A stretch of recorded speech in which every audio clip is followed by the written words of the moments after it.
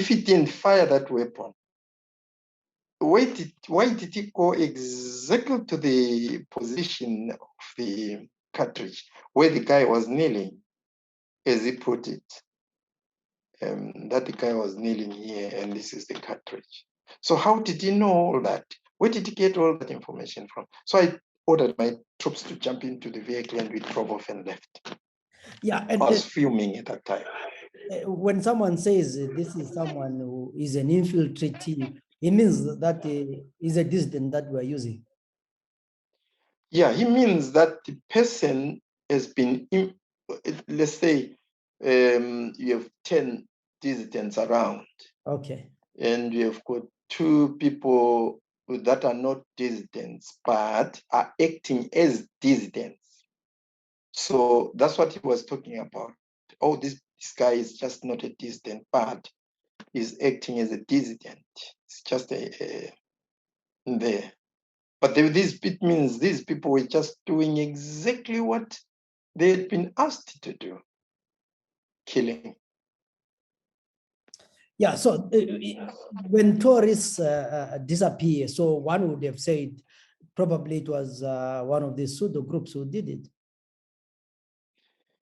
Very, very likely. To me, it was because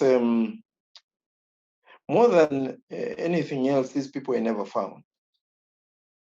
And the question I have always asked and what I've always said is, who were these people, the tourists of it? Who were their parents? Because these German tourists, these 2 German tourists, their parents were found later, even if it was late, but their parents were found by Stuart. But how about these other ones that were said to have disappeared? And the unique bit of it on these tourists who disappeared, this is the unique bit of it, is that the people that took them were wearing yellow, you remember the yellow overalls for when people were doing on the roads? Yeah. So they were cutting tree branches around, and the bus was approaching from the direction of Wange or Lupane towards Blawayo. And when that bus came there, they said to the driver, quickly, just pass quickly. Behind the bus was this van, which the bus had just passed a few kilometers when it was stationary. But people in the bus noticed that there was a van, a very van coming behind the bus now. And they say to the bus driver, just please quickly pass. And they took those branches and shut the road. Right? Question is, what happened to the overseas? What happened to the X's? Why particularly time that particular vehicle so precise? What connections did they have? So it beggars belief. I don't understand as well. Yeah, so because it means that these guys pretended to be road workers. Yes, they did. They pretended to be road workers because they did have the yellow uniforms and they did have the X's and stuff. And then the road things, they were using picks and stuff. They did have all that. And all these things were never recovered. No, they were never found. They were supposed to have been found on the scene, but they were never found. You have never even heard anybody say, or the newspapers, even if you research, they will never tell you these things were found on the scene. Never. They were never found. Yeah, so nobody was. You know, you are in the board of inquiry during this time, and something interesting happens. Some 5th Brigade guys are arrested for the murder of Lieutenant Ndlovu. Edias, I think, was his first name. Are you involved in trying these guys? I am fully involved with these guys, fully involved. in that when the Board of Inquiry first came onto my desk, because Lieutenant Love belonged to one brigade, a unit under one brigade. So 1, 2, had the obligation to produce a board of inquiry and bring it over to me and assess it and see exactly what had happened. And I'm fully involved with these guys from then on. Immediately when I take over the Board of Inquiry and I start looking at the board and rejecting the board, wanting it to be redone again, though it put me into trouble, but I rejected it and wanted it to be done again. So the board eventually came back to me, and when the prosecutor, who was then, what was the name of Geddes? I think it was Geddes, yeah.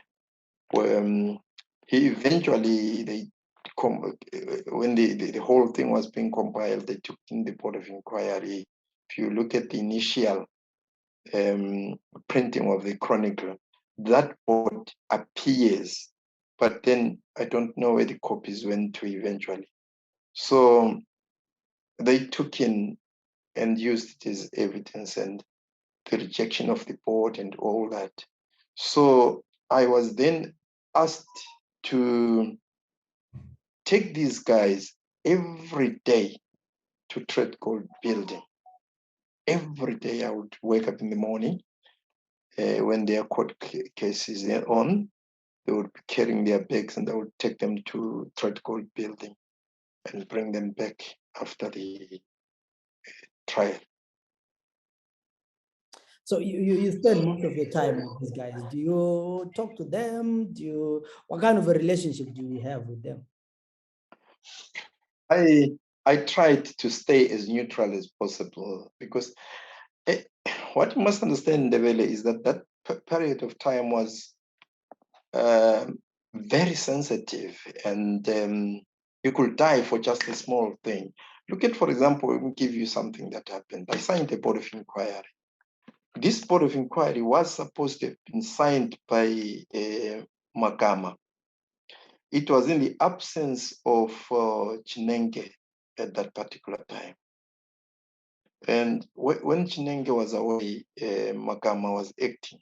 So I signed the Board of Inquiry. I did show, I remember taking it to Magama's office, showing it to him and saying to him, this is theatrical. It's like acting.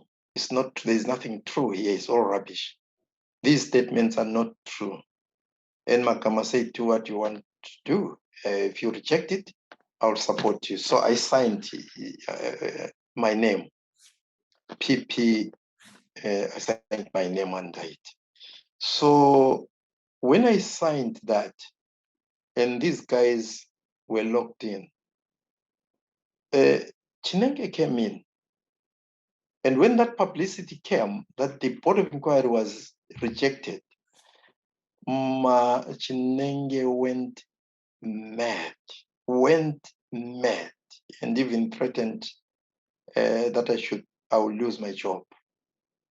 So you had to be careful most of the times how you trend with these guys. You just had to be careful, otherwise you end up in a dish or in an unmarked grave. Yeah, you mentioned Flint Magama. Most of the guys that I've talked to who were tortured after 1980 always mention the name Flint Magama. What kind of a person was he? He was a dangerous man. He was merciless. He didn't have any. He was a dry, cold-blooded man who didn't care when he killed and how he killed. He didn't even care. So he eliminated quite a lot of our guys in cold blood, you know. So he really was cold. He was unfriendly. But he talked to him, you find him an ordinary guy. But what he carried inside was cold and dark. You know, he was with mainly with a guy called Gunda and another one who was leading a AS was called Mjumbi. These guys were cold-blooded killers who didn't care what came their way. So you are in the army during the times of dissidents and all those kind of things. What was the relationship between you and Chinenge and the other Zandla guys? It was a difficult, very difficult one because I was the only one in one brigade, the senior officer that was in that area, one brigade. It was a very, very difficult relationship, very difficult, but I tried to make it easy. Remember, I was also making sure that I could report on some incidences. I could try and contact people. I could try and, but the most disappointing thing that I had in my life was the loss of Abel Mazinyane. Abel Mazinyane had been given a low rank of lieutenant. So I couldn't talk to him at all. The remainder of the people, probably in high command that I could talk to, had been arrested. And so even if I communicated with anybody, I needed to communicate mainly with relatives then, that this was going to happen, this was going to happen, this was going to happen, because what was going on was the soldiers on the ground came to give me information exactly what was going to happen. If it was killing of, for example, the killing of Brigadier Kumalo, Stanford Kumalo, Maliwa maybe didn't know that, and he has never known that. His attempted killing by the late Makama. If I had not gone out immediately after the briefing, that gentleman would not be with us today. And fortunately, when I gave that information out and said, please, can you act on it? It was immediately acted on. It was immediately everywhere, and people managed saving his life. But I always feel bad in some cases in that I could not save these boys. I let some of the boys down. For example, a Sergeant Lovo, I really feel bad when I talk about him because I did let him down. Sergeant Lovo had come back from witnessing the murder of Ntuta, the member of parliament Ntuta. And he came directly to my office and said, sir, if anything happens to me, you must know that Gunda and Makama have killed me. I said, why? So they've just killed Ntuta. And they've told me that if any information leaks, it means it will be me. And I'm very unfortunately, very, very unfortunately, somebody reported that they had seen soldiers in uniform chasing after Ntuta and killing him. So they suspected that it was Sergeant Ndlovu. And they took Sergeant Ndlovu over to the aerodrome behind and shot him straight in the head. So they brought him, unfortunately for them, when they were using these Nissan pickups, they had put his body at the back. So they then went over to order a guy called Corporal Markop. They brought him in and said, we want rations. We're going to be gone for about 2 or 3 days. So we want rations. Markop, as a soldier, as a corporal being ordered by a colonel and a major, quickly gathered all the food that we're going to need. And when he tried to put that food at the back, he opened and Ndlovu just fell off. His head fell off. Magama put his pistol in the nostrils of that guy and said, if you say a word, breathe a word, scream a bit, I'll kill you. And the guy was frozen. He was wetting himself and all. So they took their rations and left. In the morning, Corporal Makop came straight to my office and said, sir, Ndlovu has been killed. Magama and Kunda killed him. They said to me, if ever I say a word, they will kill me. So that driver Ndlovu, who was a popular young man known by most ZPRA guys during the war, was simply killed for belief that he had informed probably the media or the relatives of Ntuta about his death. So I always feel bad that when Ndlovu told me, I should have related that message to everybody so that the thing would start shaking, but I did not. And that really makes me sad. Looking back, what do you think made you survive all this? I think I was only loved by God. You know, when you're in a dungeon of lions, facing lions, and you're the only one there, sometimes you have the hand of God. You see, I was liked by a murderer.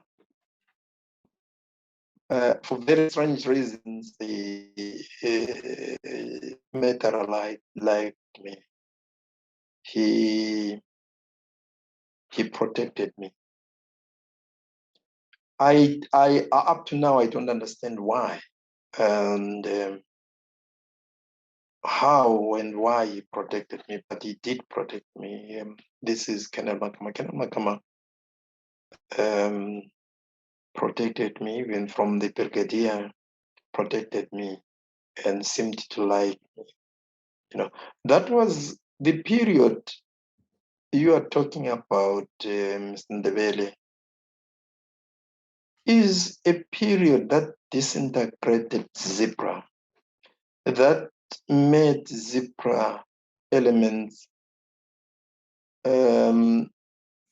individualistic, look at their own, after themselves, look at their own safety. Safety in numbers was useless. There was six people that came in that were captured from South Africa, 6 of them. They were locked up. They asked me to represent them. I tried everything I could, but they were detained. And up to now, nobody knows what happened to them. So were these ZPRA guys? The ZPRA guys, yeah. If I go back to just highlight things for you before we go, what you must understand is that ZPRA combatants went into the army as 15,000. You must understand that one. And most of them were disbanded. But my problem is that there was so much of a follow-up killing, so much of a follow-up killing onto the disbanded people and onto the people in the army. The killing was just, you could, if you understand it pretty well, you look at the number of dissidents from the period of time when they were first reported to the period of time of the unit accord when the amnesty was given, we had a killing of dissidents every week. But if you sum up everything, the dissidents would have been finished by the time 5 Brigade went into Matabeleland. But the dissidents seemed to be there. They seemed to survive. Why? It's because ZPRA elements were now individualistic. They had no one protecting them. They had no one knowing their number, no one understanding where they were or what they were doing. So they were picked at will, just picked at will. And as they were picked at will, these guys were killed. Let me give you a scenario before I go away. The killing of Mbetsi, the member of parliament Mbetsi, that was orchestrated very, very well. And it was done by Gunda, it was done by Mtumbuga, Mutumbi, and Flint. So when they killed this guy, it was an opportunity for them now to create a dissident element that will allow them to pick ZPRA combatants whenever the guy is coming on leave, whenever the guy is going. And most of the families in Matabeleland will probably believe that their sons escaped to South Africa. That was not possible because South Africa was arresting them and bringing them back into Zimbabwe at that particular time. Every time until South Africa decided to try and make them into was Super Zap or whatever that was called. But before then, these people, they could not go to South Africa. They were brought back into them and they were killed. So I walked into a meeting one day. I was told, we're called in, there's a meeting, officers are wanted in for a meeting. So I went into this meeting. As I walked into this meeting, the meeting had just already started. There were a lot of junior officers as well. And it was chaired by Mtumbi, Major Mtumbi. And they were talking in Shona, saying,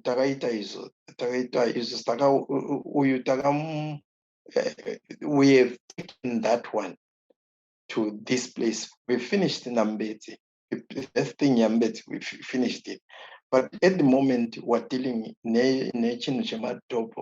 Matopo.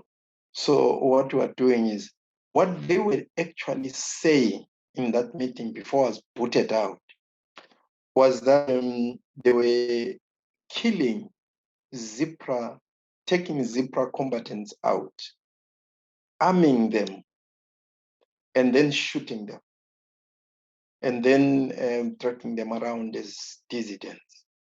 So you are under arrest as a ZPRA. They take you out, arm you, and kill you. You are now a ZPRA. So this whole thing was played out, you know. It was played out, we could see it, but what could you do? Who could you tell? Our commanders were tied, their hands tied at the back. He says anything, he ends up in Chikurupi. So they were just nothing, and the roles had changed. As I say now, the officer who I spoke to most of the times was Mazinyane. His rank, the role had been reversed. He was now a captain and I was a major. So there was nothing I could do or he could do at that particular time. Things were so bad. You know? So this is where our problems were.